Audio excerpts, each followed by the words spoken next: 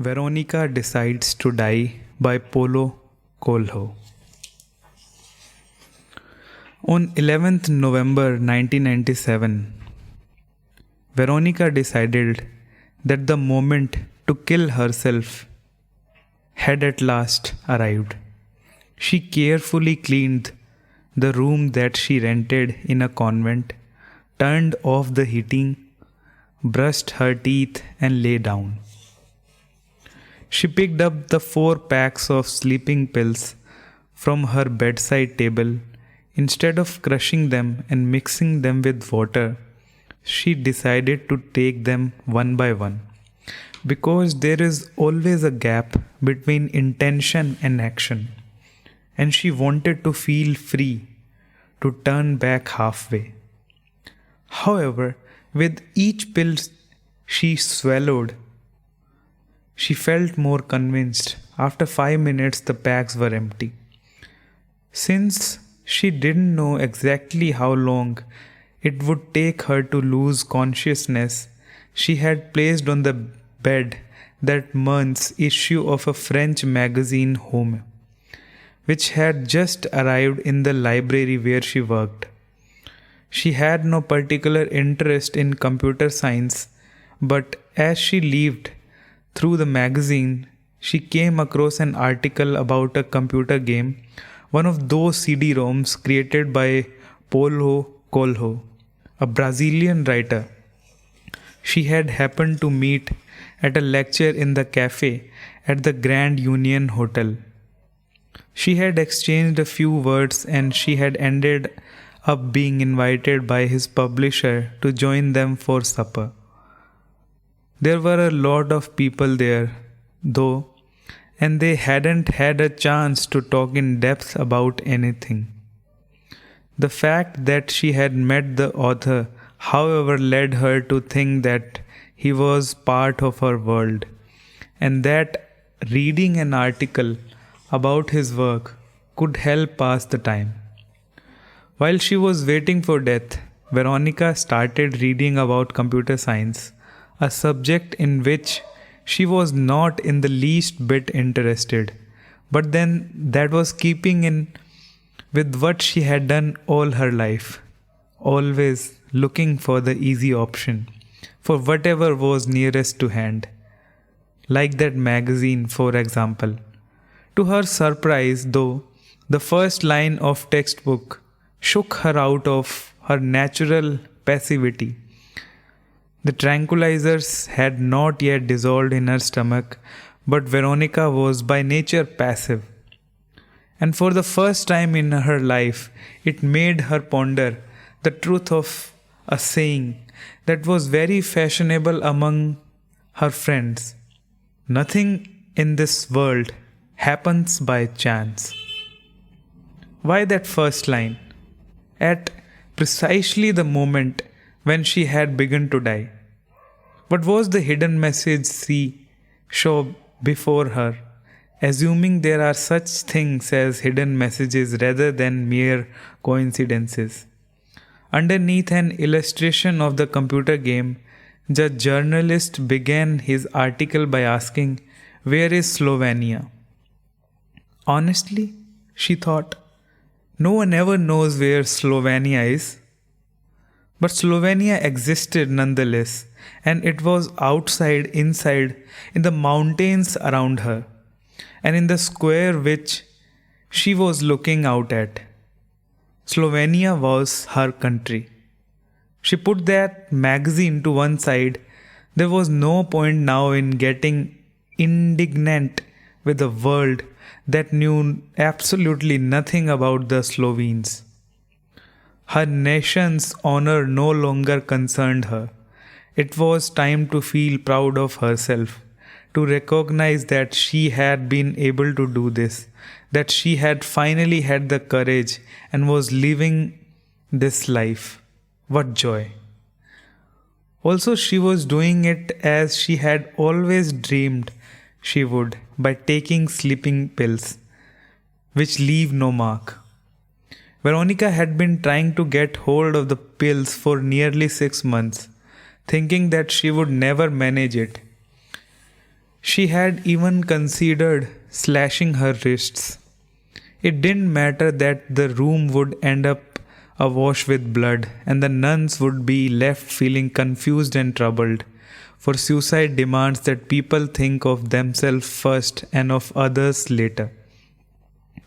She was prepared to do all she could so that her death would cause as little upset as possible. But if slashing her wrists was the only way, then she had no option, and the nuns could clean up the room and quickly forget the whole story. Otherwise, they would find it hard to rent out the room again. We may live at the end of the 20th century, but people still believe in ghosts. Obviously, she could have thrown herself off one of the few tall buildings in Ljubljana. But what about the further suffering caused to her parents by a fall from such a height? Apart from the shock of learning that their daughter had died, they would also have to identify a disfigured corpse. No, that was a worse solution than bleeding to death, because it would leave indelible marks on two people who only wanted the best for her. They would get used to their daughter's death eventually, but it must be impossible to forget a shattered skull. Shooting, jumping off a high building, hanging, none of these options suited her feminine nature. Women, when they kill themselves, choose far more romantic methods, like slashing their wrists or taking an overdose of sleeping pills. Abundant princesses and Hollywood actresses have provided numerous examples of this. Veronica knew that life was always a matter of waiting for the right moment to act. And so it proved. In response to her complaints that she could no longer sleep at night, two friends of hers managed to get hold of 2 packs each of a powerful drug used by musicians at a local nightclub. Veronica left the 4 packs on her bedside table for a week, courting approaching death and saying goodbye entirely unsentimentally to what people called life.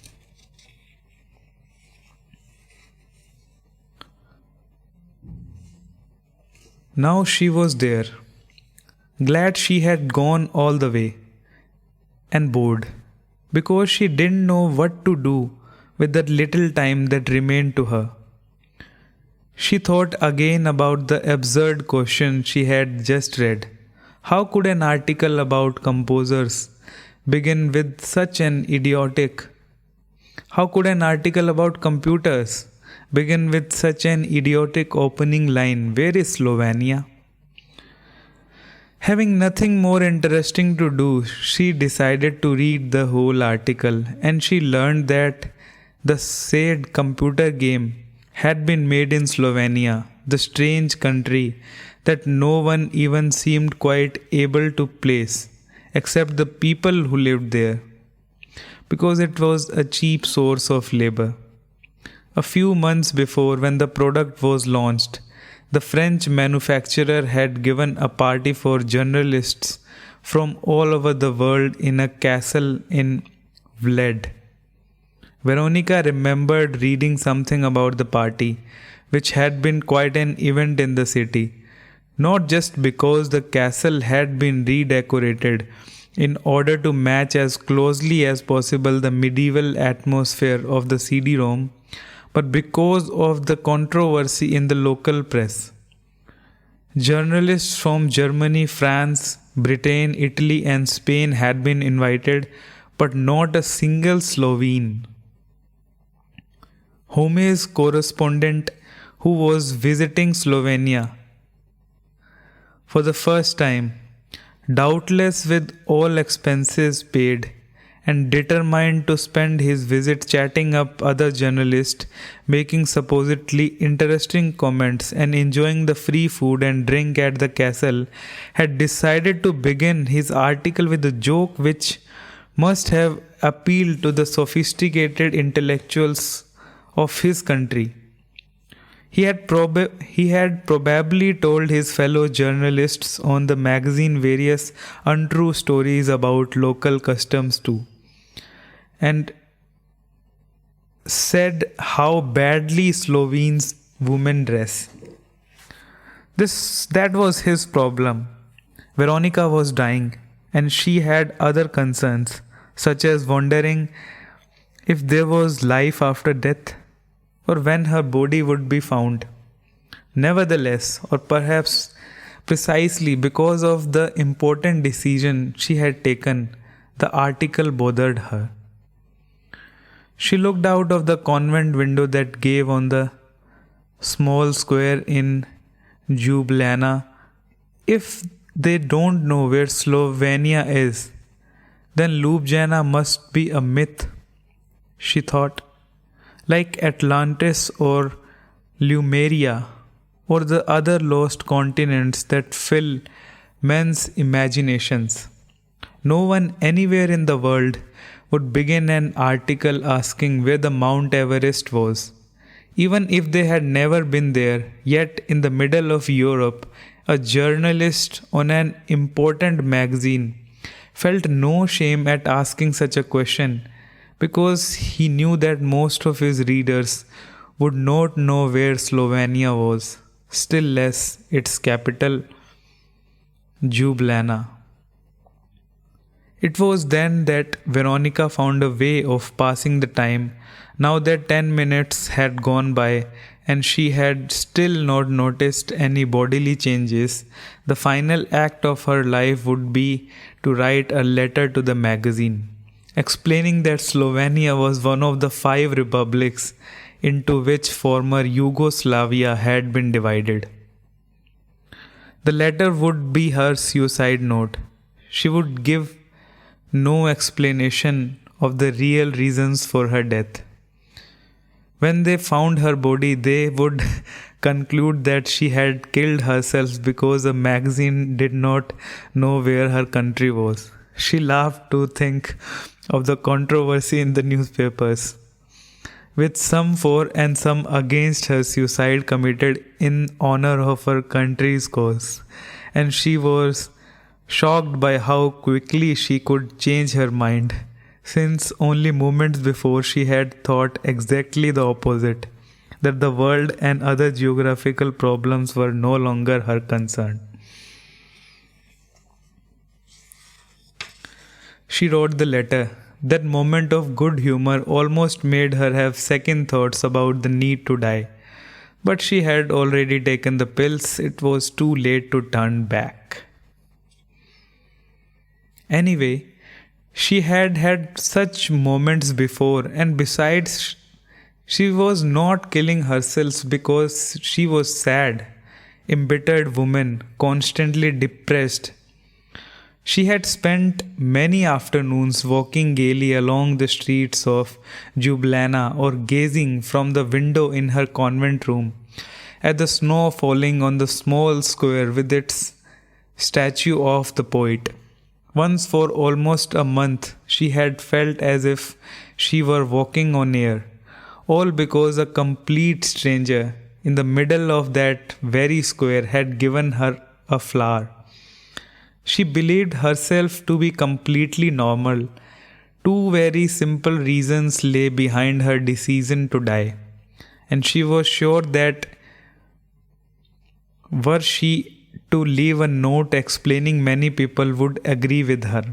The first reason: everything in her life was the same, and once her youth was gone, it would be downhill all the way, with old age beginning to leave irreversible marks, the onset of illness, the departure of friends.